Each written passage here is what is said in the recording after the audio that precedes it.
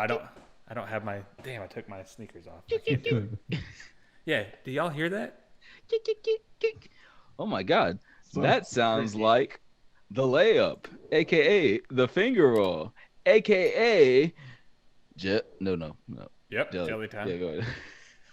See, now that we have the things, I can't even jelly time, aka points in the paint. don't worry, I'll edit it out on in the audio version. It's all I like my organic mistakes. So, what do we got to get in today? There's a lot of basketball stuff going on. Before we get into the playoff stuff, which is heavy playoff stuff. I Heavy. usually like to talk about, some more lighthearted peripheral news. And today we're going to start with a guy who's, it's debatable whether he's, it's hard. It's difficult to where to What are put you him on saying, the Marco? list. I'm just saying, I don't know how to contextualize Scottie Pippen because I feel like from his peers, he gets a lot of disrespect as opposed to how good he thinks he is. But to himself, he's like a top 5 player all time. But I don't think anybody who's actually good thinks he's a top 5 player of all time.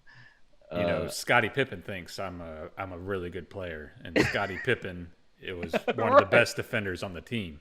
And He does talk like that. Why does he talk like that? He's Like- always like Scottie Pippen. Scottie Pippen's like, wait, is are Scottie you somewhere speaking in the else? third person, Scotty? Right. Scottie Pippen is speaking in the third person. So basically, he's been on a book and a rum tour. I guess he has a rum out, and a book where he's righting all the wrongs that Michael Jordan has casted in him in over these years of being a bad teammate, coming up small in big spots, generally, playing his role is basically what Michael Jordan, sort of makes him to be. And Scottie Pippen has been getting on all these shows over the past couple weeks and making a lot of headlines. And it's interesting. I must note his look. He sort of looks unhinged. Like he has the Vegeta haircut. He That ain't Vegeta. That's oh man, that's Cynthia from the Rugrats. Looking, it's almost like, is he playing a character right now? But anyway, so basically he initially, y'all can sort of like clear up what the quotes actually were if y'all have some context here. But what he said about KD was basically that KD has never led a team, and even though he's skilled, that he was basically taking shots at him in favor of LeBron. He even went as far as to say that LeBron won titles without any help, which is just like he can't mean that. And then the most recent one was he actually I called him, what's the guy's name who does like the real thoughtful interviews? Dan Patrick. He was on the Dan Patrick show, and Dan was pretty much asking him about that Luke Longley play, and that if somehow him not drawing up the play for Scottie means that Phil was a racist. You mean Tony Kukoc? Tony Kukoc, yeah. Yeah. What did I just say? It was Tony Kukoc. You said Luke Longley. Oh, my bad. One of the other white guys on the One team. of the other white guys. Who's the racist here? No? Ah! No, so Phil Jackson, he accused him of being a racist. Or Dan sort of framed the question in that way, and then Scottie was just sort of like, well, I don't have a problem saying that. Well, he was after like, the third attempt, yeah. yeah, Right. he was like, well, does that imply that you mean that he's racist? It's like, well, that's what that says. Yeah, like I don't have a problem saying that. Like, good God, what? What?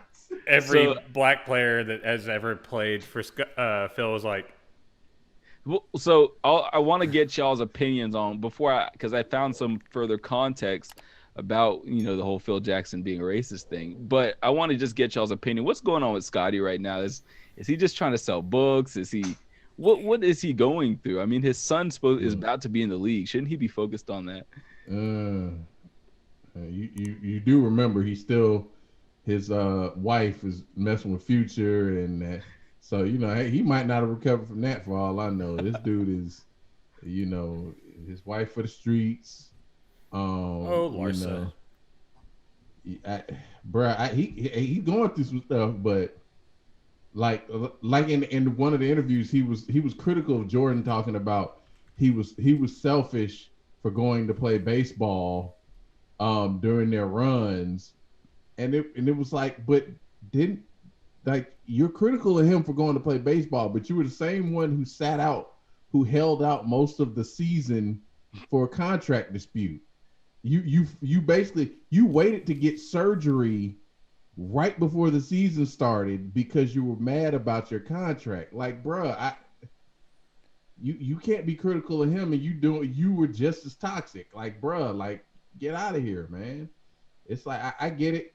Like, I initially tried to ride with Pippen. Like, I do think KD tried to do a little too much, and he tried to play hero ball a little bit too much, and I don't necessarily say he was the reason they lost, but he was threw up some bad shots, and they lost. Okay, I can say that. Now granted, you trying to using that as a way to boost LeBron up even more. Oh, he's won with nobody, and it's like, I don't know about all that, but I do agree that KD did play a little selfish at times, or not selfish, but he just heroish. Yeah, he played a little too much hero ball, and it hurt him at times.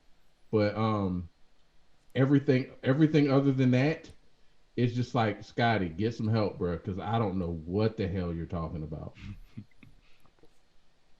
I mean, Scottie's gone through a lot here recently.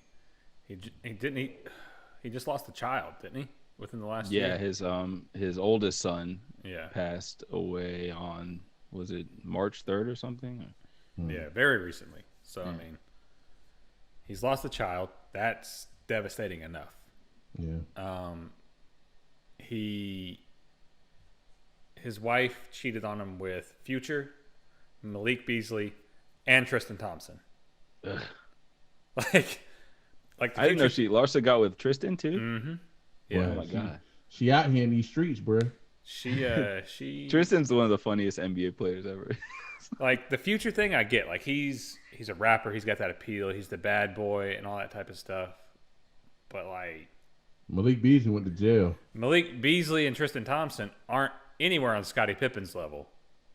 So it's like, comparatively speaking here, you go from like a Hall of Famer to a guy who, people He's remember his name more so for him playing with LeBron and dating a Kardashian than his basketball career. And then a guy who's in jail. Yeah, but right. I mean, because Larsa was close to the Kardashians, she probably heard stuff about Tristan that she probably shouldn't have heard and wanted to see for herself. And ooh, yikes! And then Malik Beasley went to jail. Pause worthy.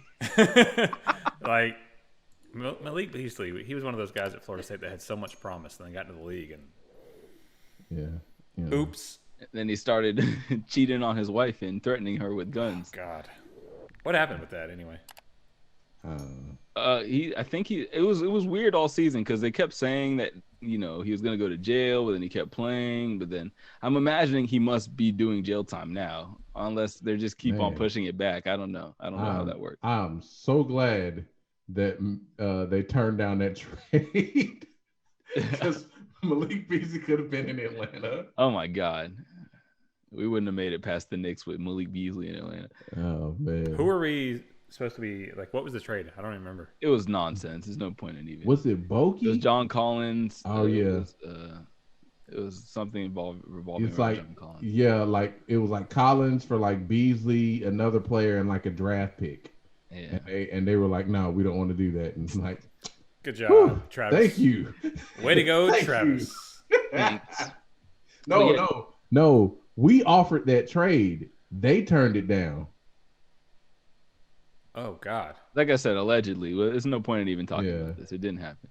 But what I did want to bring up was about Phil Jackson. The one thing that, because everybody remembers when he wrote that book when he was like in the Knicks office, and basically the thing that he said, which you could sort of take this racist or not. It's almost just, I feel like he's just out of touch with the time. But he basically was saying that from his experience, black players usually were individuals and would always want to try to shine on their own or prove that they were the best. So they would always go out of their way to be individualistic. And then he said white players were better team players and could more easily buy into a scheme. And he went as far as to say that like on the Knicks, he had the front court was a whole bunch of team players, and then the back court was a whole bunch of guys playing black guy basketball. That's like, oh, he said black guy basketball. Yeah, he like said direct things like that. Now that part, is racist. All the other part, yes, it is prejudiced in a way, but I'm gonna apply some logic to it here. And don't worry, I'm not gonna get us canceled. So I think there's a reason behind that. And I think that is true to some extent. But the reason behind it is because the white guys don't have the talent, or at least especially at that time, don't have the athletic ability or the talent to stand out and be a star like that. They don't have that ability to go out and really shine and win on their own and just, put the team on their back. Like John Stockton is probably the best white guy ever. Or no, Larry Bird. Larry Bird is probably the best. Yeah. Pistol Pete, you got yeah, but I think who do you think is the most skilled, like best white guy ever in the NBA? I would say Larry, hands down. Yeah, Larry. I mean, Larry and Pistol then, had a lot of skills, but I mean, yeah, Larry just because he won. Larry was dirty. Skills. Yeah. Yeah, Larry. And was even dirty. Bill Walton. Bill Walton was very skilled for a big man. Yeah, but he's not Larry. Different area. Yeah, he's not Larry. And then I like Stockton would probably be my second, but yeah. But again, Stockton wasn't Steve Nash. Like the he wasn't flashy. Excluding this era, like excluding he wasn't this era. Like Stockton wasn't flashy, but he did everything. He was very Stockton, smart. If you watch Stockton, he doesn't ever even go left. He doesn't pass left. He That's doesn't dribble left. I mean, he was he found an offense that worked for him. He mastered it, like absolutely mastered it, and excelled in it. And it's not even just that. Defensively, they talked about the screens. They said nobody his size should have been able to set as hard of screens as he could set. Well, that's part of the white guy team player. Like he had to excel in those roles. Oh, trust me. Like I said, I'm not disagreeing with you. I'm just saying he was good at a lot of little things. He's not necessarily exceptional, but he was amazing at a lot of things. It's funny before just where I know we're digressing a lot, but I just wanted to bring up what I heard Larry Johnson was saying because they brought up Karl Malone because they were asking him to pick his starting five, for every position. And when they asked him about Karl Malone, he was like, Karl Malone, like for someone that big, he always had John Stockton and Hornacek coming out and setting all those screens for him. It's like I didn't even ever get to play him face up. He was always sending little white dudes to come set screens for him. Hey, you come here. On Larry Johnson. Larry Johnson was like 6'9", 6'8"? 6'6". Yeah, he was like 6'6", 6'7". He was like Paul Millsap. He was undersized but super strong. But I will say, I don't know if it was just the hater in him, but Gary Payton did say that John Stockton was the toughest cover he ever had in his career. I don't think it was hater. I think that was honest. but Brian, go ahead. The point you were making, Brian. He did cover Jordan though. Yeah, so I'm just saying, like, I feel like that. There is some truth behind that because the white guys don't have that ability, whereas, historically, black players are far more athletic. And they have that ability to take their game to another level. They can, master those things that the white guys can do and then take it to another level. Well, see, the only reason why I think that there was a little bit of that, like, Carmelo hate in what Phil Jackson was saying. I think there was specific venom in what he was saying because the way I see it, 90s and before, like I say, after AI and the N1 era, yes, every player wanted to be like an individual star and do too much hero ball, dribble, shoot, pull all the shots. But before that, in the 90s, I'd say like 70% of the black dudes couldn't shoot either. So how could they want to be the best? Obviously, they're going to play in an offense. Speaking of not shooting, we all remember that Clippers team where all those number one draft picks like Darius Miles, Quentin Richardson, Michael Olowokandi, like all those Elton Brand, Lamar Odom, none of them could shoot, but they all could jump out the gym. That was a highlight factory. Yeah. I still remember that full court alley-oop where was it Darius that caught it and threw it back to Q-Rich, or Q-Rich caught it and threw it back? Q-Rich caught it and threw it back to Darius. Yeah. Man, I saw that when I was a kid. I was like, what? Did that just happen? So that's the only reason, because I can't see how he would think that in the eras that he played in. But I could definitely post Allen Iverson, then yeah. Because even at that point, it's like white players even want to, like, Tyler, you get your Tyler Heroes nowadays, like where he obviously wants to be a superstar, right? But you know what I mean? But what's that? You disagree with that? I don't know if Tyler Hero wants to be a superstar. I mean, maybe. He wants to be the hero. His damn name is Hero. I can be your hero, baby.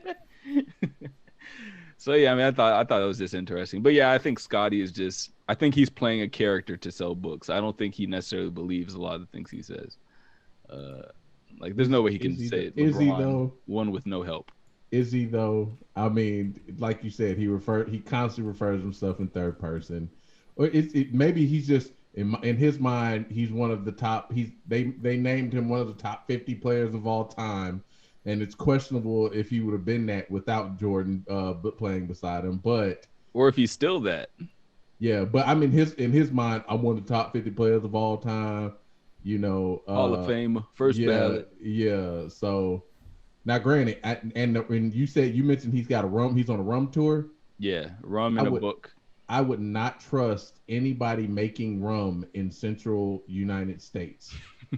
Whiskey or bourbon, yeah. Arkansas, I'd buy somebody. You moonshine or bourbon? Oh yeah. Are you from Arkansas making bourbon and with? Oh yeah, I'll buy it. But rum. Hey man, I'm sure he's outsourcing it from some island. Anywho, so moving on, in other peripheral news, the coaching carousel that has been going on in the NBA is becoming a little bit clearer. We have 3 official ones and 1 sort of announced but unofficial one. So Rick Carlisle is signed up to be with Indiana, which was like the most non-pressure. Like, that was like the most comfy job he could probably, like, there was no daring in him taking his old job. Chauncey Billups to Portland, which generated some noise surrounding, I guess, some rape allegations in 1997, but that was fully vetted. I think they had the same people worked on Luke Walton's case. Looking at that one. Sorry, that was a joke. I was about to say, what? And then Ime Udoka. Am I saying that name right? Ime Udoka. That sounds right. Isn't he Nigerian? Yeah, he's Nigerian. So what? Just because he's Nigerian, I'm supposed to know how to say his name? Don't you know how to say all Nigerian names, Marco? Adedecumpo. Ime Udoka. He's gone to the Celtics, and the unofficial one, which has not yet been confirmed as far as I know, is J Kidd to the Mavericks, the team that he once helped win a championship. So out of those 4, which of those do y'all think will have, the ability to make the most immediate impact? I don't know, Micah. Do you have an opinion on that? Ooh, I haven't decided yet. Either Rick Carlisle, or if Jason Kidd does go to the Mavericks, I think one of the two.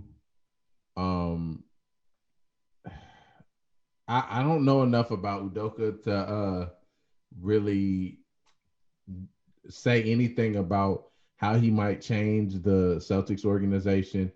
And I mean, Portland, I don't care. Like, Chauncey Billups, I like Chauncey Billups, but Portland's build is flawed, and it doesn't matter who you get coaching it unless you make some drastic changes with their roster. They're not jumping up the Western Conference. They're not going to pull what the Jazz or the Suns did this year.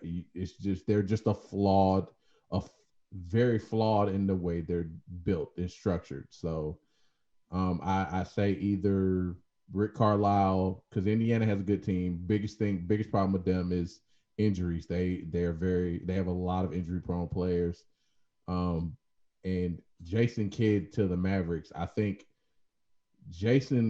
Luka playing under Jason Kidd could shift his game a little bit. Now, I mean, Luka's a great player, amazing player, but I think that you can Jason Kidd can kind of help him a little bit in like managing the game and figuring out ways to get the other players involved a little more. So you mean run an actual offense? Yeah, essentially. Not just do the LeBron James system. Yeah, the LeBron centric offense. I think I'm honestly gonna go Chauncey, because Chauncey was a dog. I mean, he can relate to Dame on that level, and Dame, I think that's what he's been missing as a head coach. You know, they've had some good basketball coaches up there. Terry Stotts. Yeah, I mean, Stotts is a good basketball coach. He's not a good he's not a good winner. He's a good regular season coach. Yeah, exactly. Like, I mean, he'll always be employed in some level of basketball because he's got a good basketball mind. He's a very, very good basketball mind. But I think being able to see the offense through a guard at the top of the key, having to isolate and, you know, hit these big shots, Terry Stotts is not. Chauncey Billups is that, though. He can relate to Dame and see and, you know, get him I don't want to say more involved because he's pretty much like 70% of that offense anyway. Right. Maybe more point guard type. Yeah, because I mean, Dame is a good scorer. He's a pretty decent assist guy. Like, he'll always be up there because he's going to draw a lot of the defense. But as far as Trae Younging an offense, if that makes sense, or like Jason Kidding an offense, or even Chauncey Billupsing an offense, and, you know, manipulating the defense with your movement on and off the ball, and knowing where to drive into soft spots of the defense to suck it and, you know, draw, you know, another guy open. Those type of guys were a little more cerebral because they weren't as otherworldly talented as Dame is. You know, none of them had 35-foot range. None of them had that like super athleticism like Dame has. But yeah, I think, you know, long story short, I think it's Dame and Chauncey. I think that's going to be a perfect marriage there because Chauncey is one of the most underrated point guards in history, in my opinion, just because of his ability to win and his ability to do what he did with his, you know, what he had around him, and his athletic ability. Honestly, he wasn't a great athlete. Yeah, I agree. I think Rick Carlisle will probably have the best season out of these four, just because this team is the best. And I mean, Portland has a lot of work to do if they want to, you know what I mean? CJ is their second option, but honestly, CJ is the sixth man. Like, they just have a lot of work to do, you know, and like you said, he's a good defensive mind. So hopefully he'll instill some of that in them, and then just ball movement, you know, because he was all about ball movement, motion. You know, Rip Hamilton was a little Reggie Miller in that Detroit offense. And, you know, Ben Wallace just was all about defense. So Chauncey just had to lead. So, yeah, I mean, I think that's a great hire for them in Portland. I'm glad to see Chauncey. Some new people getting a chance to coach, because these are – J. Kidd did a pretty good job in Milwaukee, but they got rid of him prematurely for whatever reason. I guess because Coach Bud was available. So we'll see how that goes. And then for the three remaining jobs are the Wizards, the Magic, and the Pelicans. I imagine a lot of people are pulling out of that Pelicans job, and I think it's because, you know, recently we saw some Zion trepidation that he might not want to be there, but he's going to be there. That totally changes that job outlook if he's not there, though. Right. If he's unhappy, it's like, okay, well, how? Or even if he's there this season and not there long term. I think that's the concern. Exactly. So, do y'all think that we're gonna see some new blood in here? Maybe some women coaches, maybe some younger guys, or you think we're gonna get some retreads? Terry Stotts, which one do you take? Scotty Brooks. They're like, Becky, that was an excellent interview. But this Terry Stotts guy, you see how many wins in the NBA he has? How many wins do you have in the NBA? Oh man. Okay. Yeah, we're going to go with Terry. It was an excellent interview, though. Excellent. Excellent. Couldn't have done any better. You absolutely killed it. Like, and I'm sure at one point she's heard this. Like, for a woman, you're an excellent basketball mind. It's like, oh, Becky deserves to be a coach. Becky, I hope she gets it, and I really don't want it to be in our division. I mean, let's get send her the Magic. That's I was about to say, God. Well, they did actually just unload. I forgot they completely unloaded, but they have a ton of picks too, though. So that's one of the. I mean, I hopefully not just this draft. There's like a handful of guys in this draft, maybe, if that. Yeah, but did you think Kayvon Herter was going to be a great pick? We did. Well, yeah. I mean, only because I'd watched him, and I was like, "Hey, I like this guy." It took a while for him to truly start to blossom, but yeah, I mean, honestly, just on his Maryland tape, I could see that he was. I could see that they were the one that surprised me was Omari because we saw that they were trying to go. Trey was a Steph kind of guy. Herter was a Clay kind of guy, and then Omari was supposed to be a Draymond kind of guy, but that did not work out. Well, he got fat. It did not work out at all. Ate himself out the league. So pretty much no. I mean, hopefully one of these three jobs. So pretty much no. I do not want to see Terry Scottie Brooks. If Doc Rivers gets fired, I do not want to see him again. Oh man, I'll tell you what though, that New Orleans job, and I told I was talking to my coworkers about it. I said the perfect coach for the Pelicans is our coach. And I said, and I'm glad we got him. I said Nate McMillan down on the Pelicans roster would have been great. He could have developed that roster, but Lonzo would have gone nuts underneath. Yeah, Nate. Exactly. Or Mark Jackson. Like, I don't know why no one wants to look at him anymore. Oh, well, we know why. We know why. That's a long convoluted story.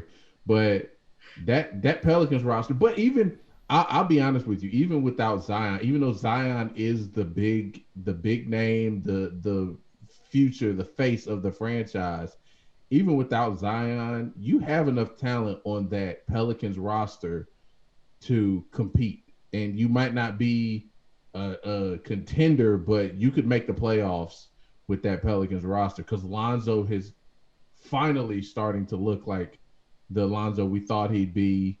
Finally. You got Jackson Hayes, who is a very athletic big who can play the post, who can rebound, he can block shots. You got some depth there. The only thing is, he said, Zion is the star, and if you get the right coach in there, then in turn you can turn it around. And then maybe you can build some confidence, and maybe you can build Zion's confidence, and he wants to stay. But, as long as you continue this perpetual, we're just, like I said, I said it last year when they hired Stan Van Gundy, it wasn't a good fit. They weren't built for the style of offense that Stan runs and typically that thrives under Stan. But, if you get the right guy in there, I just don't know who that guy would be right now of the available coaches.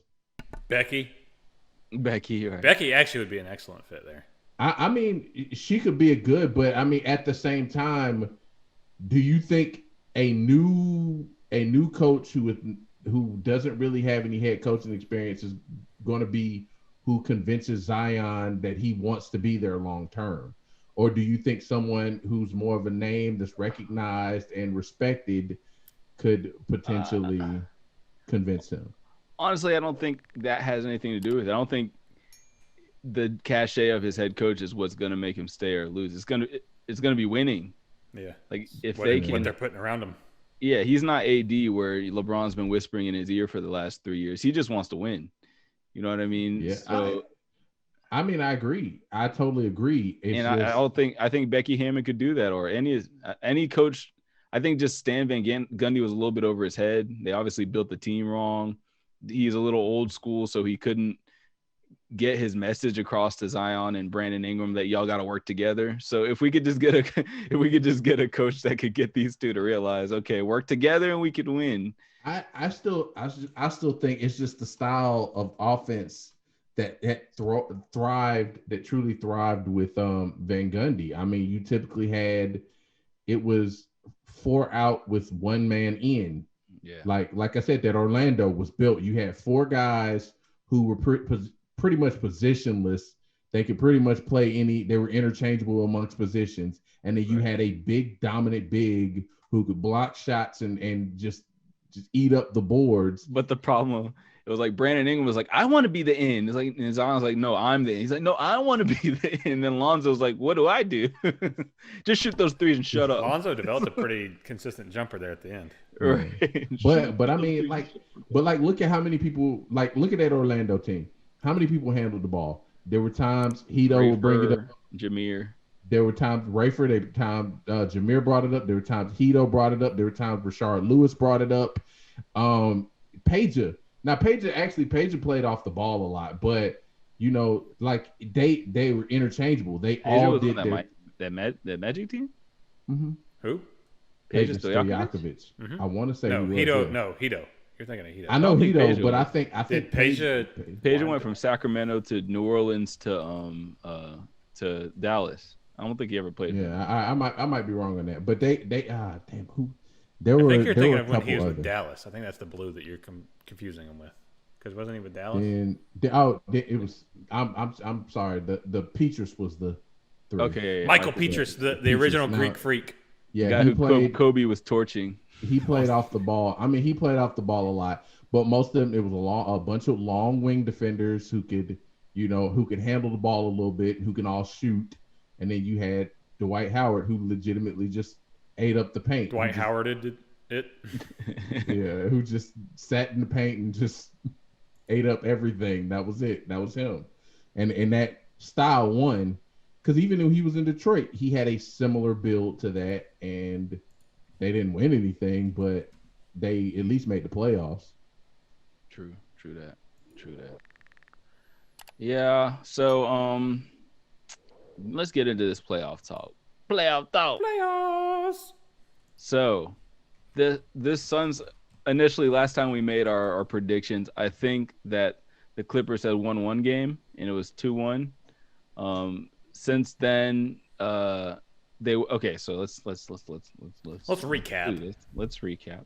All right, so all the odds were against the Lakers' little bros, as Kawhi was ruled out for the series, and they quickly fell into a worrisome 3-1 hole without Chris Paul for the first half of those games. But with the help of the newly deemed Mr. June, Reggie Jackson, oh my God, he's been balling. Marcus Morris, and then secret weapon Boogie Cousins, the Clippers have managed to score a shocking win on Monday, and tonight could potentially tie the series up and be right back in this thing. So now the narrative of choking has been well represented in this season. I mean, in this series, the exploits of playoff P have been well noted, and although he has more or less lived up to that, he's had 2 really good games in this series. One of them, his stats were good, but he was completely choking in the 4th. But that last game, he really stepped up, put the team on his back, and led them. And put the whole team on my back. And he was not about to be upstaged by the king of choke, Chris Paul. Uncle Cliff. Who prior to last night was spooked by the mere mention of a 3-1 lead when the post-game reporter came up to him and tried to ask him about it. He was, don't say that. Don't say that. Chris, what do you think about 3-1? Don't say that. I have bad history with some 3-1s. Like, what is wrong with you, Chris? Don't mention those numbers together. So anyway, they lost. Yeah, so now the Clippers are at 3-2. They're playing in a couple minutes. So I want to ask y'all, will the Suns close this thing out, or have the Clippers and PG found the confidence that they will need to make it to the promised land without their unemotional sort of kind of leader on the sideline? First, did y'all see that?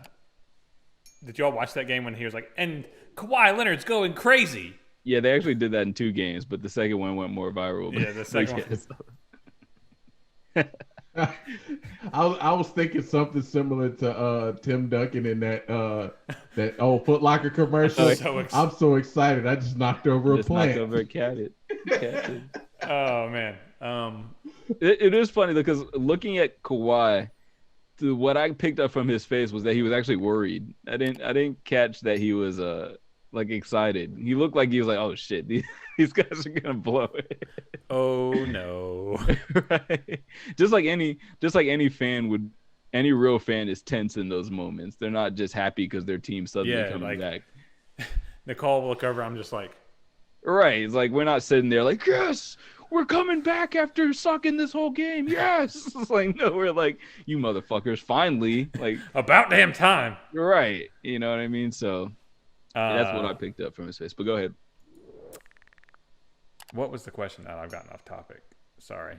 What's going to happen? Clippers? Oh, right. Yes, the Suns will close it out. I think DeAndre Ayton is going to go ham on this, and you're really going to start to see him expose.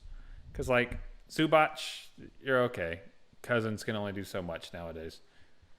I think they get it together here on the road, and they close it out and take their first trip to the final since '93. Yep.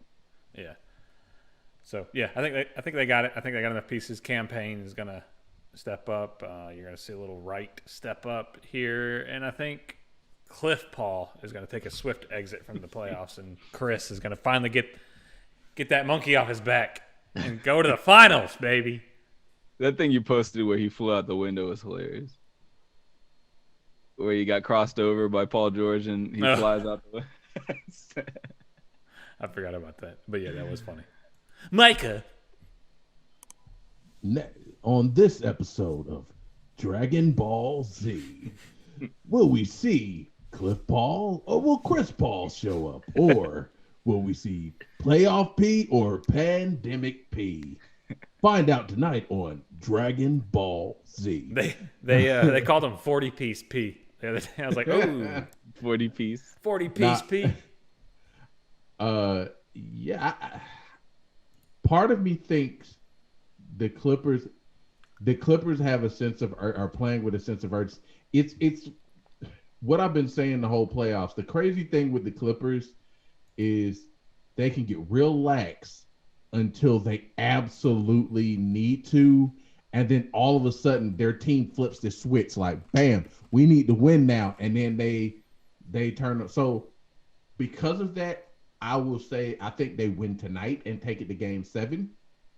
Now, will they win Game 7? I don't know, but I think they, like I said, they just have this switch that they click on when they really get in danger of getting eliminated, and then they'll win a game, they'll keep it, and they'll win one more game and just keep it going. So yeah, I think they'll take it to Game 7 tonight. Well, yeah, by that logic, wouldn't they win the next 2? Right. I mean, I agree with you, Mike, but I think that if the Suns don't close tonight, they're losing the series. Go ahead. No, I mean, pretty much, and I just wanted. I think we'd be remiss if we didn't bring up how bad game. What game was that? That was Game 3. Yeah. They scored the final score was like 81 to 7. God, the whole thing. They didn't score for 4 minutes straight. Oh my! I just think that if we go to Game 7, then the pressure is truly on Playoff P. He turns to Pandemic P. The pressure gets on Chris Paul. He turns into Cliff Paul. So it's basically who can be worse in a Game 7 scenario. Right. That game was just like that OKC Houston series in the bubble last year. Oh, my God. That game was awful. Who's going to choke this game away? Chris Paul's like, I'm going to be the last one choking here. Chris Paul dribbling in the double team, getting stripped. Then Westbrook going to the other end, getting blocked by. Oh God. Then Dort. Lou Dort. Oh, my. I said, as bad as Chris Paul and Russell Westbrook were, Lou Dort outshined both of them. This is how you really suck it up. But the worst part was getting, having the defensive play be from James Harden. Yeah. It's like, not only did you mess up, you got clamped by James Harden. You got blocked by James Harden. Correct. Then didn't even know what to do with the ball. Like, oh my God. You don't even need to be an NBA dude. Just stop. Just quit. Retire now. So speaking of that, as we move on to talking about this next series, who of these two Western Conference teams would you rather see if we manage to get past the Bucks? Both of them scare me, honestly, just because of matchups.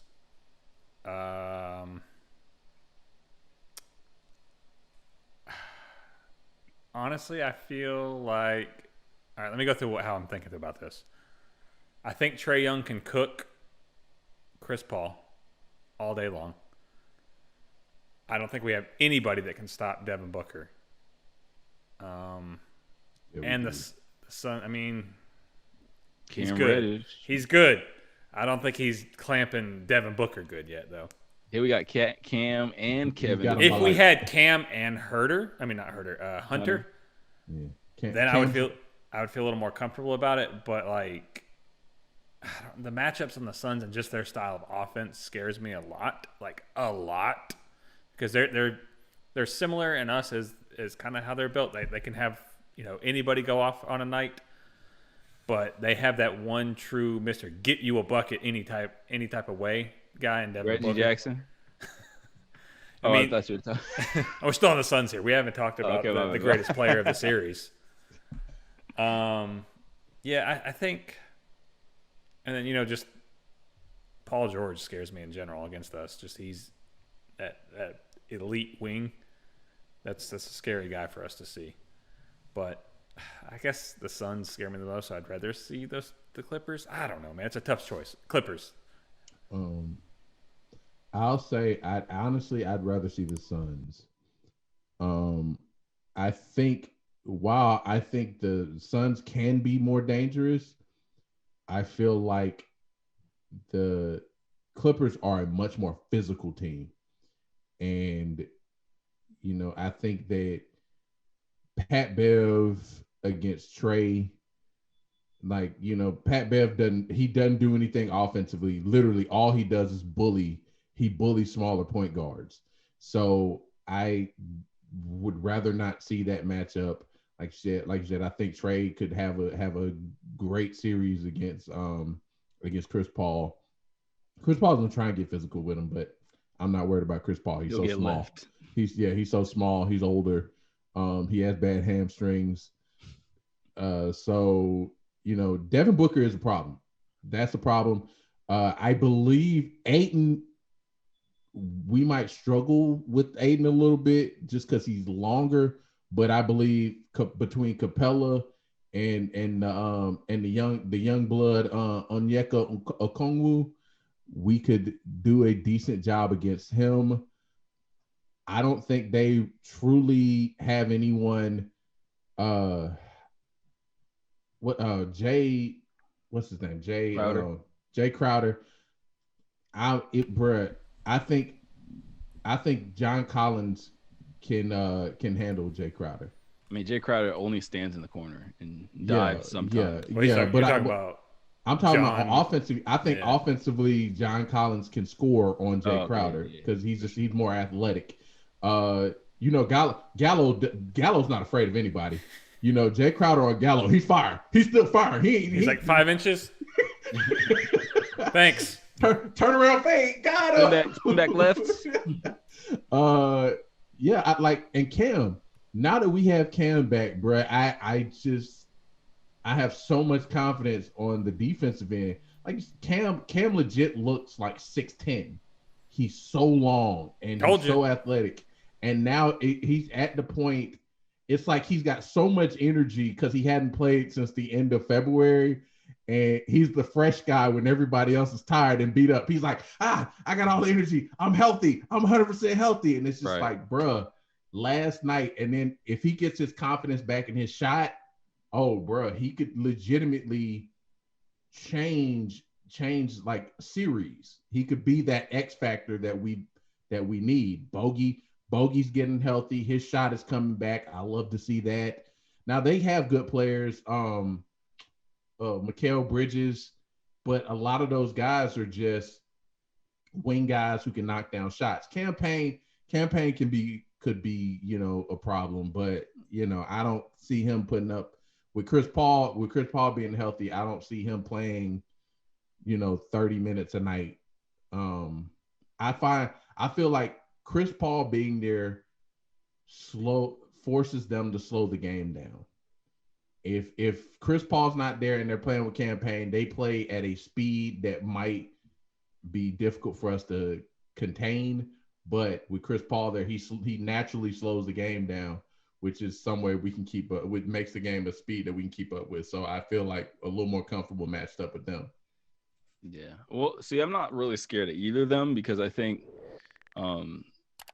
there's certain things that we have advanced. Like, for instance, John Collins against the Suns. I don't think he'll run into the foul trouble he's been running into against the last two teams. And also against the Clippers. I don't really see who's going to really get him into foul trouble against the Clippers. Maybe Morris, maybe Zubac. But, so and then Trey against – I remember one of the first times I really was like, yo, Trey's official was when he went to the Clippers. And he ended up with his rookie year, got 22 and 14 against Pat Bev and Avery Bradley. And everybody's like, these are the two best defenders in the league. And he was like, oh, really? It's like, so I'm not worried about Trey in either of those matchups. I think I'd rather go against the Clippers just because obviously they're down their best player. And I think that even though Booker, the Clippers have proven that it's sort of easy to get Booker, because going into this series or pretty much into this playoffs, I think I always overrated Booker a little bit as just a shooter. You know what I mean? I always figured that he was a good 3-point shooter, but now I look at it, he shoots the same kind of 3-point numbers Kobe does. Yeah, I was gonna say he's a Kobe clone, is what he is. Yeah, And then it also made me realize, like, oh yeah, I was always like, yo, Devin Booker has a great post game, but I'm like, oh, he developed that post game because he can't shoot. It's like I didn't put these things together until this year. So with that in mind, it's like there's ways to make him less efficient, but I know he's still the guy who's like, he has all the heart. He's young, so I'd much rather have like a scared Paul George than a determined Devin Booker. So I'll go with Clippers too. If the West wins, somebody out West is getting their first ring that everyone's been waiting on, like PG or Chris Paul. That's crazy. Right. Man, it sucks for Giannis. I mean, we'll talk about that in a second. So let's go ahead and get to this, the meat and potatoes of this segment. Wait, something else happened in basketball? You didn't like my fish and grits instead of meat and potatoes. Anyway, I see what you did there. Yes, sir. So, tragedy struck Atlanta fans in Game 3, as we looked like a motivated team with a superstar player on pace for another 40-point game and a convincing lead against a flustered Bucks. This was coming after Game 2, where we were totally outclassed on the court. And then Adam Silver went to work, wanting to uphold his league's decision to make a guy who consistently airballs free throws a 2-time MVP, and sent his referee goons in a Bounty Gate fashion to target Trae Young's ankles. And believe me, I've been watching every game after that, and no referee ever stands directly behind action. Doesn't happen. Anyway, just like that, our hearts were struck. A lead was lost, and then to make matters worse, before Game 4 started, we got the news that our young gutter would not be playing that night because of a bone bruise due to referee malfeasance. Hearts sunk, heads lowered, and thoughts of a great season coming to a close flashed in our minds. But not those thoughts. Lou, Bogey, and Cam weren't hearing none of that. They said, fuck that, and balled out. We led wire to wire, and the only run that the Bucks were pretty much about to make started after halftime, where I think they got in like within 5, and then Giannis 10. After half, it was 10. Yeah, 10. Within 10. Then Giannis, whoop, his hyperextended his leg. It looked terrible. I was pretty emotional about that. I was like, I don't like to see great players get hurt. Like, that was terrible. But you know what I mean. It's not. I don't call it karma because it's not. That's like implying that they deserve it. If it was But Joel Embiid or something like that, it might have been karma. But right. But at the same time, I was just say that to say because they just beat a Brooklyn team that didn't have their whole cast. You know what I mean? So injuries always come back around, and at the same time, his style of play lends to injury. You know what I mean? It's like he is such a. Not to say he doesn't have any skills, but he relies so much on his physical ability that eventually that's going to catch up. You just don't want to see that anytime soon, but you just know that it's impending. So it took him out of the game and it cushioned our lead, and we ended up winning by a lot. What was the margin? 22. 22 Trae points? Young's number. No, Wait, double Trae's his number is what I You meant mean to say. Cam's number? Yeah, Cam's number, double Trae. With all that in mind, have your expectations for the series changed? Like, obviously, we can't predict what injuries will mean for our star and theirs, but just team for team, from what we have seen, do you think the Hawks can make this finals dream come true? And, you know, the way we should sort of approach this is first, let's talk about yesterday's game, and then we can talk about what we expect going forward. So, all right. So, just going off of last night, I remember we talked about either earlier in the year or last year, as soon as the season started. It was the former Celtics head coach. He's now the GM. Brad Stevens. Yeah, he made the remark that the Hawks were the deepest team in the NBA, and I believe last night we showed it. We had all kinds of people stepping up and making plays. I mean, really, the only two players who truly looked bad last night were Chris Dunn and Bruno Fernando. And when did Bruno even play? He got in the last minute. Yeah.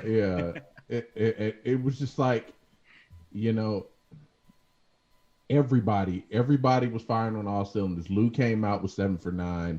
7 for 9 from the field, 21 points, 8 assists, 5 rebounds. You had Collins had a good game. Herter had a good game. Bogey put up 20. Cam came in the game, played very good defense on Chris Middleton, and put up 12 points.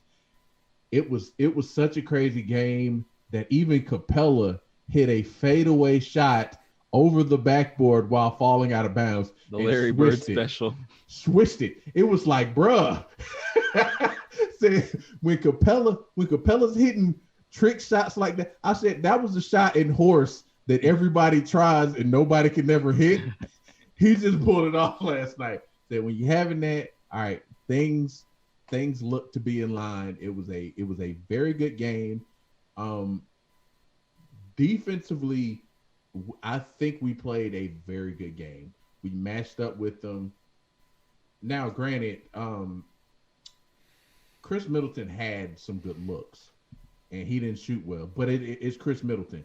Chris Middleton, I told one of my coworkers, I said, Chris Middleton is good for one game a series. One good game a series. And then he it's 1 on, 2 off, 1 on, 3 off. Yeah. And it's like, so he put up the 38. He set his career playoff high against us, and then shot like 5 for like 26 last night. So, you know, Drew Holiday, we got to figure out a way to keep Drew Holiday from getting what he wants, because Drew is going to step up in the next few games, because, you know, there's a good. I'd beg to differ because we already saw a 30 and a 20-point game out of Drew Holiday. I mean, that's Yeah, way above his average. yeah, but About 10 points, 12 points above it, isn't it? At the same time, though, he has to. He doesn't have a choice because Giannis is definitely out game 5.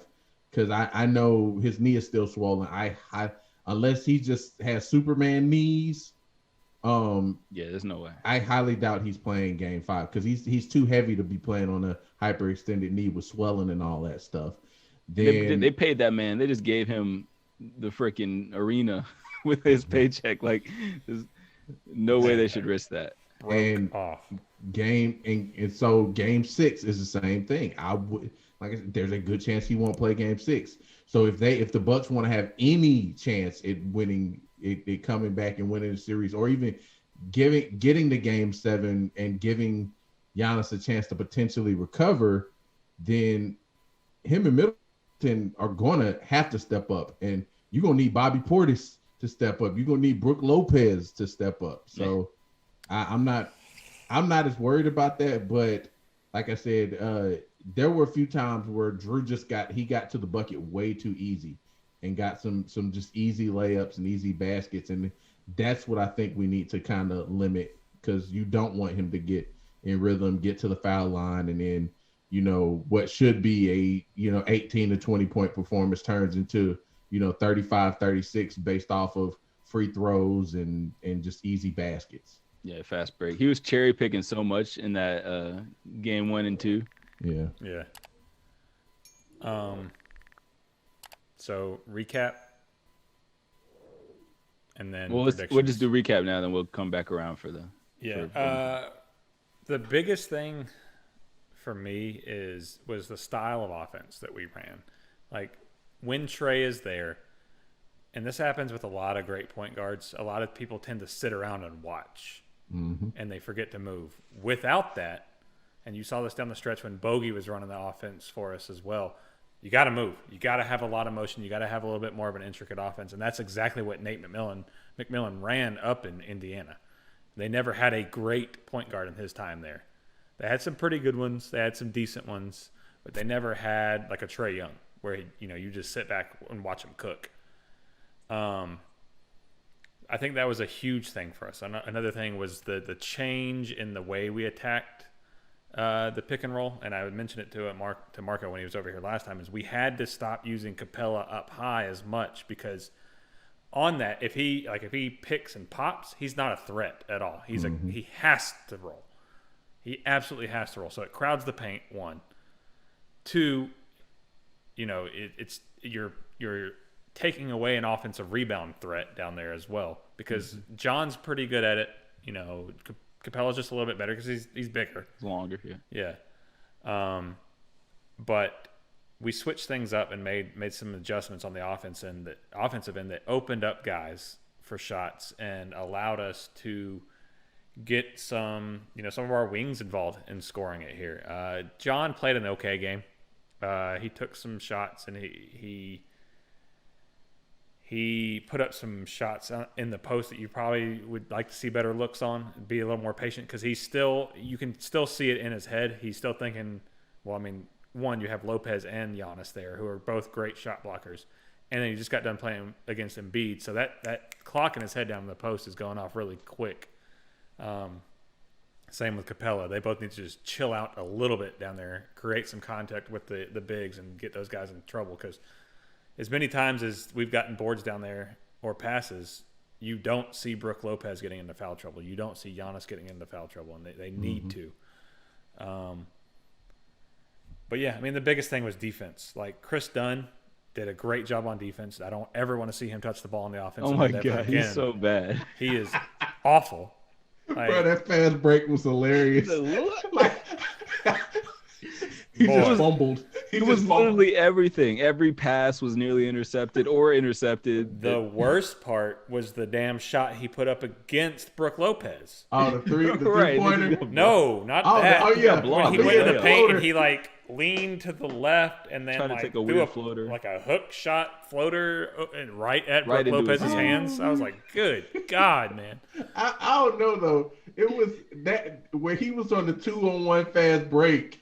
and That was bad, but it was like the receiver who's like running downfield and then all of a sudden just drops the ball like no. honestly, I mean, like Chris Dunn, God, it's such a fall from grace because first round pick coming out of Providence, people are like, this guy's gonna be amazing. Like all he needs to do is get his offensive game a little bit better, and he'll be amazing. And then here we are. He's now our third point guard option on the team. Yeah, and if Brandon Goodwin was healthy, then he'd be he wouldn't be playing if Brandon Goodwin. Skylar Mays is so much better than him. It's just Chris Dunn's defense. God, if any of y'all go back and watch the game when the moments he was in, watch his off-ball movements on defense and taking away passing lanes. Like the guys that he was guarding, he was baiting people into those passes, and you could see the hesitation because he's so quick and he's so adept at jumping those passing lanes. And his on-ball defense is excellent too.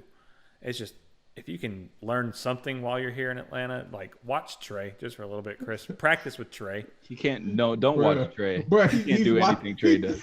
He's watched him the whole season. It doesn't help. I mean, he was MIA. He was on that milk carton for the longest time. Remember, no one even knew where he was. Right. He was sitting back there. He was sitting back there. You just didn't know what he looked like. No.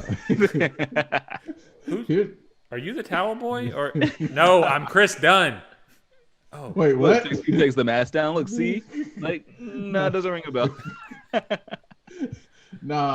Here's the funny thing is, Lou is actually, even though on-ball defense isn't great, Lou has sneakily been a very decent defender. He plays veteran defense. He plays the passing lanes so well. It's like somebody will throw a pass and then Lou just pops out of nowhere like, I got it. Right. Like, he doesn't rush. He doesn't rush, and he knows a lot of where the ball's supposed to be going. But just on my opinion, real quick, like I 100% agree with Ryan. Like with Trey out, Nate just picked up doing what he does best, and it's like, okay, team ball, guys. We're moving the ball. We're not relying on one guy to make everything, But at the same time, you saw the shortcoming because we were hot, but you saw how that might be an issue if we weren't, because especially in that first quarter, we were having trouble generating any offense because we weren't getting any penetration. It was all passes around the perimeter, and it was all, you know what I mean? Whereas Trey will always drive and kick, which is when you saw Cam come in the game, like he's literally the only player on our team who will attack the basket with reckless abandon. Man, he goes for it. He goes for it. I love that. 7 foot in there. Don't care. I'm banging on you, man. Right. Like I absolutely love that. And and I think not only that, but I think putting him into the lineup and just having, even though he didn't do well offensively, I think having that other scoring threat allowed us to have Chris Dunn in the game without fear of, okay, well, Chris Dunn's about to fuck this up, because he will.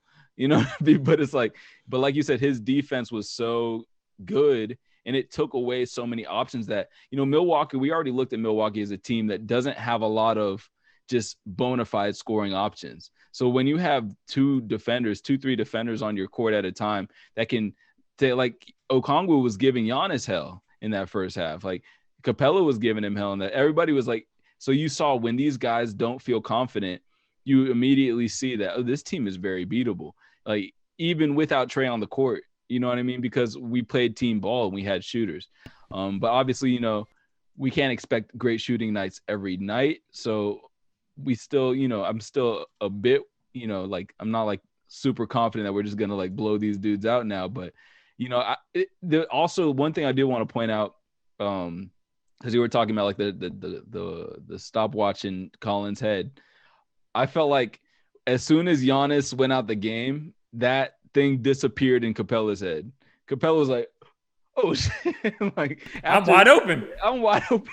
It's like, offensive rebound, that's mine. Every rebound started coming to him. Like his game opened up to how it was in the regular season as soon as Giannis left that game. And I just saw like a confidence that I hadn't really seen from our front court in this series so far, and even going into that Sixers series. Go ahead. One thing I forgot to mention as well. You might want to finish your statement because it might take us to something else. No, that was it. Okay. A big thing was we had been yelling at the TV at it for so long, and I think I'd mentioned it. I think it was just a you, Marco, who's went it over here, is how we were playing Giannis on his drives. Like ball side wasn't collapsing. Weak side was collapsing to him and taking away that spin. And so we were just asking the on-ball defender to take his ball hand away and just play it hard. Like, get into him, get your hands up and play him hard. And then that weak side would collapse on him and take away that spin. And then we were also asking the guards to even dip down and swipe at that spin. When he would get stonewalled coming into the paint, that guard would come down and just start swiping because they knew he was coming back. Giannis, once he goes and that drive is killed and he loses his dribble, he always comes back. And it's usually pretty low because he wants to keep that dribble alive. So we played him exceptionally well on that. The defense. Yeah, like we were saying, he's no Hakeem where like Hakeem would go into that move and have 3-4 options in his mind. Giannis has one option every time he spins. Yeah.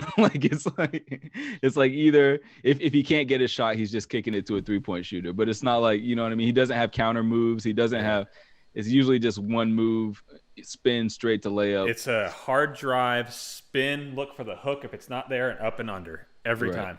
Right. So, and we don't know, obviously he was ruled out. No structural damage is what the report said, but I'm pretty sure he's not coming back. I can't see a player that can't shoot being able to play with that kind of injury. Well, one that relies that much on his athleticism to play with that. Exactly. He can't do anything but go 100 miles per hour. So I don't see how he could play on a bum knee. Like, he would just hurt his team. Honestly, he would hurt his team at that point because he would just get stripped all the time. Hold on real quick. Speaking on Akeem Olajuwon, shout out to Clint Capella for the Dream Shake fadeaway out of bounds again. That was the play of the night. Clint, there you go. We appreciate you. Right. And man, Connaughton is terrible. Like, every shot I've seen him take has been a brick. He's been so bad this series. Man, I was like, where's the Notre Dame Connaughton? Where did he go? Right. I thought he was decent. Like, that dude's been – it's like it felt like his shot is just a very high – like, he just shoots it very high in the sky and just hopes. Yeah, just a lot of arch and just hope. What do y'all think? What do y'all see going forward? How's your confidence level? What do you think we need to do? Can we do this without Trey? Like, just give me some. What are your thoughts on going forward?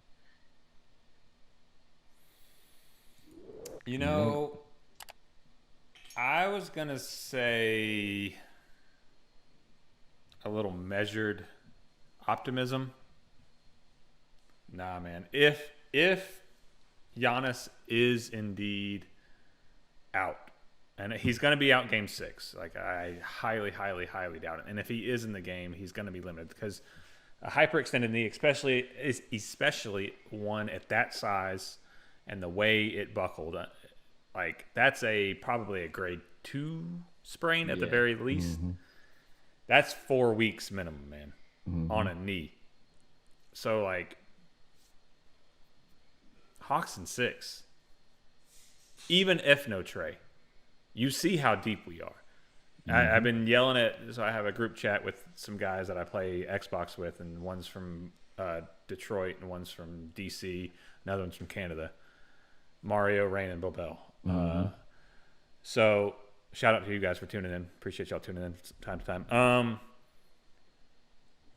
I was trying to tell him, I was like, look, man, we're a deep team. And the guy from Michigan is probably the biggest basketball fan in the group. And he was, he didn't watch us too much because, one, we weren't nationally televised, but because also he's everybody else in the country. Yeah, I mean, but honestly, think about being in Detroit and, like, I need to watch these Hawks. We were on national TV once. No one's saying that. Five times in, like, the last 3 years. Yeah, so, I mean, he got one shot to see us, and then, you hear these stories get out of – we were 14-20. It's like, oh, it's the same old Hawks. And I kept telling – I was like, man, we need Cam Reddish. We need Cam Reddish. We need Cam Reddish. Yeah, I need his defense to come in. He's like, Cam Reddish is a bust. He's a bum. I didn't like him at Duke. And I was like, no, man, you haven't watched the new Cam Reddish. Like, down the stretch last year, he's a beast. And then this game happened. He goes, man, you were right. Oh, is that who you were having a little back and forth with in the text, or was that someone else? I've had quite a few back and forths with people. Okay, about I remember there was a comment fest on one post where somebody was doubting Cam, and you were that was some young kid. That's some kid. Okay. Yeah. But yeah, Hawks in 6. No measured optimism here. We're deeper. We're better. And if Trey comes back, which I don't, we may give it a go. Like if it's announced that Giannis is out, I think you'll see us rest Trey. If Giannis is in, we'll probably run Trey just to see. I agree. Now, granted, I said this from the jump. I said Hawks in 6. I believe it's going to be Hawks in 6. Like I said, we're the deeper team, the better team. You don't have Brook Lopez can block shots, but Brook Lopez doesn't instill fear the way Giannis does. I mean, Giannis can come from any side he'll fly from the other side of the court and just swat your shot. So isn't Giannis a defensive player of the year? He might have been. He did. I think he won it once or twice. Yeah. Rudy Gobert steals it a lot. So him up. But now granted, before last night when Giannis got hurt, there was really only one person on the floor who didn't care about Giannis being in the game, and that was Gallo, because Gallo's gonna shoot. He don't care. He don't care who guarding him. You could put an 8-foot person on Gallo. Gallo's gonna fire it up. He's gonna step back, and that's Gallo. But I think Collins is gonna play less timid. Like you said, there's that clock that's been going off in his head. It's gonna be non-existent now. It's just take my time, get a good shot. Capella is going to play a lot more confident because I think he knows he's a lot more athletic than Brook Lopez. So you mean Yard Capella? His nose or his eye? I thought his eye. Yeah. His oh wow. He saw an ophthalmologist after the game. Oh, wow. So nothing negative because I hadn't heard anything about it since the injury, but he's questionable for Game 5. Oh wow. God damn it! Everybody's. Yeah, he'll play. He'll play. Yeah, I'm sure he'll play. Even if he plays limited minutes, I mean, the worst thing that happens is Okongwu gets more minutes, which I'm fine with the way he's been playing. I mean, as long as we don't see him swatting balls that aren't there or anything. Man. Yeah. The only way that I would hate that is if that meant Bruno Fernando would have to play. Then I'd be like, no, Clint, you have to play. Nathan Knight all day. Never playing. Nathan Knight, we'll see him before we ever see him. Yeah, but I mean, other than that, yeah, I like I said, I totally agree with Ryan. I think we're the much deeper team, much better team, much more talented team, even without Trey. So I say Hawks in 6. No one fears Bryn Forbes. Ben Forbes. I can't believe this. Yeah, it's Ben. Oh, I thought it was Bryn. Oops. How did you say Connaughton's name the other day? Connaughton. Pat Connaughton. Connaughton. It's spelled that way. Yeah, I don't. It is Bryn. Is it? Bryn. Yeah, I knew I wasn't crazy. No, you're crazy. You're a crazy one. No, Pat Connaughton. Connaughton. Well, yeah, I don't think that they, we've seen Drew Holiday in his offensive repertoire, which is pretty much flat shots and driving all the way to the bucket. Chris Middleton obviously can get hot, but he's not, maybe to the next game, but he's not going to do it like 2-3 games in a row, so I'd lean towards 6-2. I think we're going to close this thing out in Atlanta. A little gift, a little parting gift for our old coach. A little bud, send him home in Atlanta. But yeah, I just think, like you said, despite being injured, we just have so many different guys who can contribute. You know what I mean? So I just don't think they have that. Outside of Middleton and Drew, you can't really look at any of those other guys for 15 plus points. Like Brook Lopez, yeah, if he gets hot, but he hasn't done that this whole series. What was he averaging? Like 5 points in this series, if that. Brooke, let's find out. Brooke Lopez, maybe like stats. 8. 'Cause he had that one game where he had like 15, I think. Yeah, like 8 to 10 probably. Scroll way down to catch this series. He is averaging 10 points. Yeah. 10 points. 10 points and 2.8 rebounds as a 7-foot center. I mean, he just stands on the wing. That's all he does. But so just to cap it off, I do want to sort of just touch on this. Like, so last week I heard Bomani Jones, who's a fake Atlanta. He went to school here or something. So now he thinks I don't count him though. He was pretty much saying if the Hawks, this was when we were still in the Sixers series, like if the Hawks win and they beat everybody who's injured, no one's gonna count this title, blah blah blah. And then today Chris Broussard was like, oh, this one definitely gonna have to have an asterisk on it. He even said, he was like, if the Hawks win, it'll have an asterisk, but if any of the other 3 teams win, it won't have an asterisk. Bomani's from here, by the way. Huh? He's from Atlanta. Chris Broussard? No, Bomani. I don't care. He fake. He fake, man. I don't care. But yeah, so he was basically like, if we win, we'll get an asterisk. If the other 3 teams win, they won't. First of all, they don't give asterisks in the NBA. Or LeBron would have a big asterisk jersey. He would just change his number to an asterisk. Like, that doesn't happen.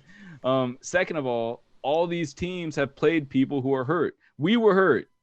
We are still hurt. Right. Trey had a shoulder injury the whole Sixers series. We didn't have DeAndre Hunter. Second best player or third. Third, depending on what day it is. Obviously, the Bucks had to beat, they didn't play a full-strength team. I guess because he went against KD, people think that's like, oh, whatever. It's KD by himself. When has KD ever let anybody by himself? And then at the same time... Calm down, Scotty. On the other side, the Suns beat AD not being there and LeBron not caring. And then they beat... Who'd they beat in the second? Nuggets. Nuggets without Jamal Murray. Yeah, without Jamal. Without Jamal. Right, and a tired-ass team who, I don't think, like, if you're going to try to put the asterisk on the Hawks, you got to put it on everybody. But I'm of the thing that there's never asterisks. What do y'all think about that Atlanta hate? I'll take this one. So, it's garbage, bro. Like, why is it whenever Atlanta does something good, the media finds some way to shit on it? If it doesn't have anything to do with strip clubs or chicken wings, they find some way to trash it, or rap music. They find some way to trash it. And my thing is, all right, so are you going to put an asterisk next to the Lakers? Because the only reason they went to the bubble was so LeBron could have a shot to win a title in a year that was stopped by COVID.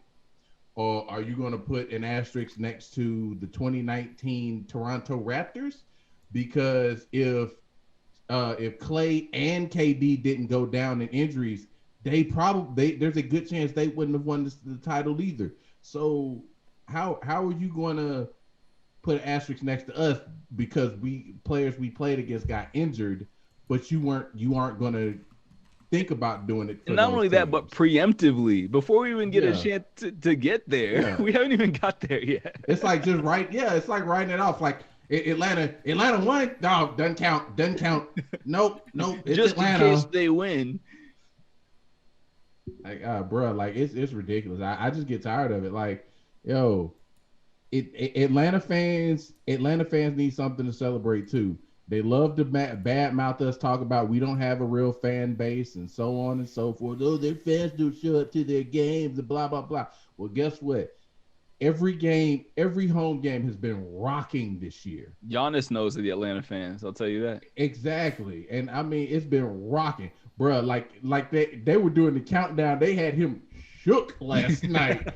And it's like, bruh, the fans are here. The fans love the team. The fans are supporting the team.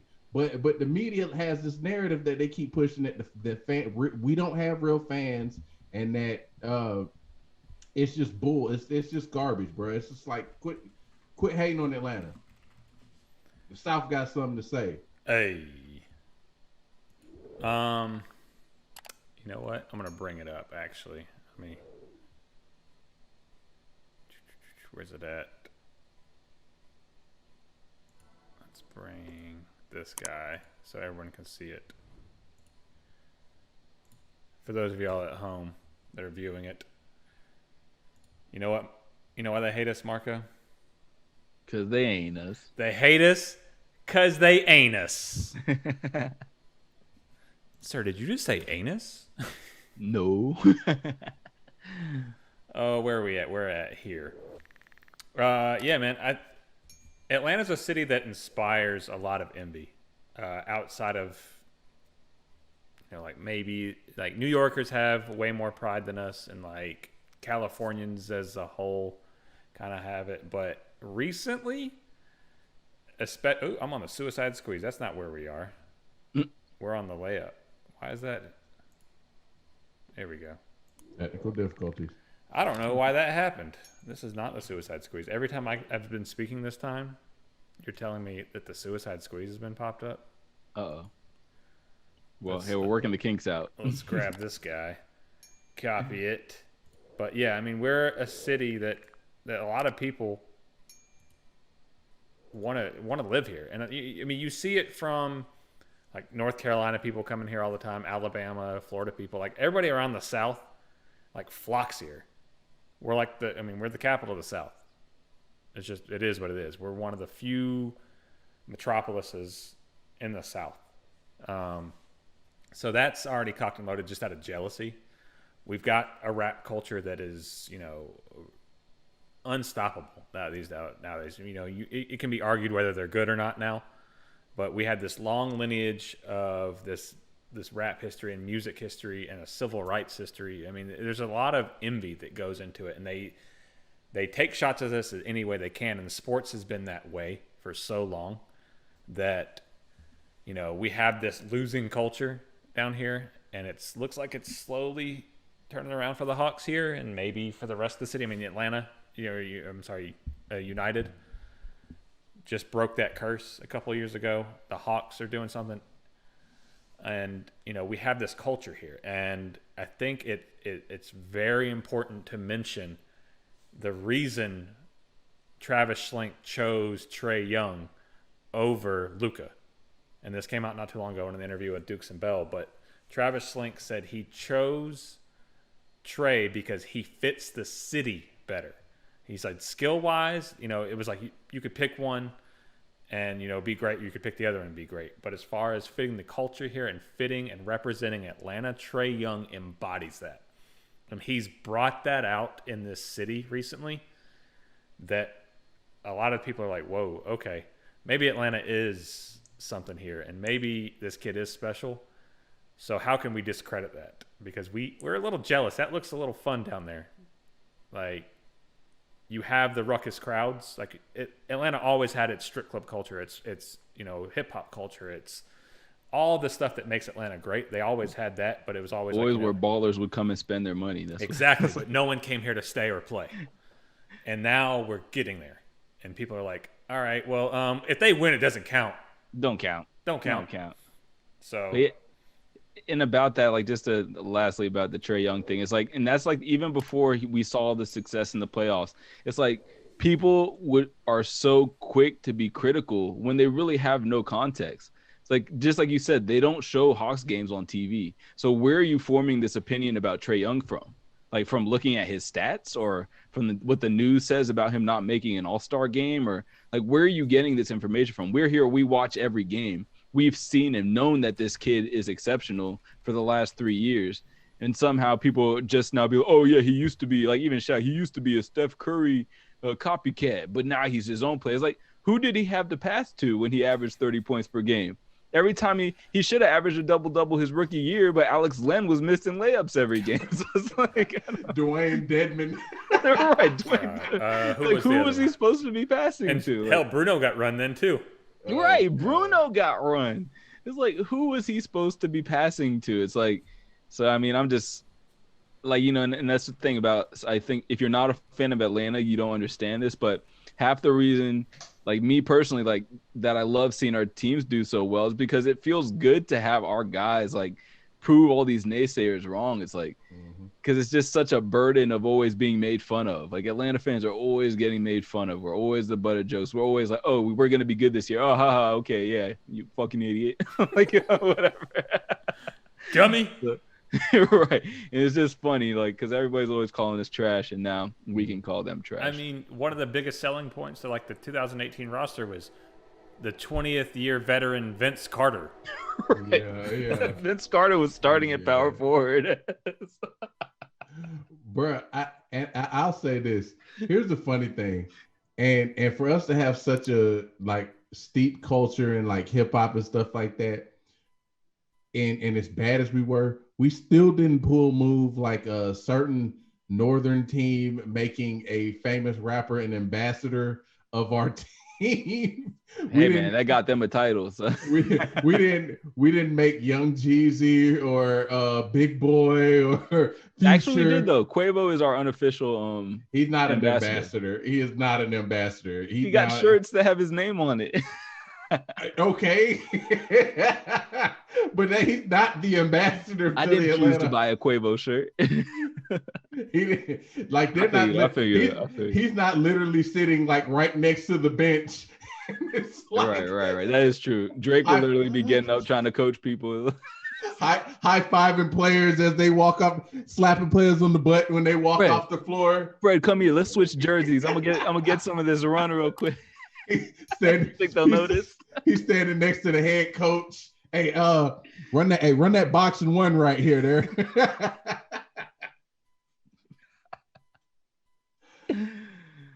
Yeah, so that does it for the layup, aka the finger roll, aka jelly time, aka points in the paint. Aha! Like Shaq. I do love how Shaq is on our bandwagon now. Oh man, Shaq is so funny. The money hawk. Oh my god, yeah, that was hilarious. Like it really needs to be said how good that show is. Because like when you tune over to NBA TV and you're like Roe Parrish and Jason Terry and who's the middle guy? Is Dennis Scott? No, it's Greg Anthony. Oh yeah. Oh my God, it's like boring. This is so terrible. One, Roe Parrish is the worst host ever. I don't know who chose him. Yeah. But anyway, yeah, the guys on TNT, Chuck, Ernie, Kenny, and Shaq, like it's perfect. I'll say this too. It's like sometimes I'm mad when games are on TNT because I feel compelled to watch like all the way to like 2 a.m. Gotta keep watching. Right. But whenever it's on ESPN, I just turn it right off. Like, I don't exactly. Yeah. Game over. Click. Bedtime. Yeah, man. That goes like, God, that would be a dream guest to have Ernie Johnson on. Oh my God. Oh yeah. All right, I'm gonna start manifesting. In the next 3 years, we're gonna have Ernie Johnson on. Let's go. Yeah. No. Yeah, 3 years. We'll set a long goal because that's a lofty goal there. But all right, I think that takes us to break. That was a fun segment. I really enjoy talking about it, mainly because we're talking about winning. This would have been really short if we had not been winning. Yeah. Well, you're about to see what the segment's going to look like when a team's not doing well, Micah. So let's take a quick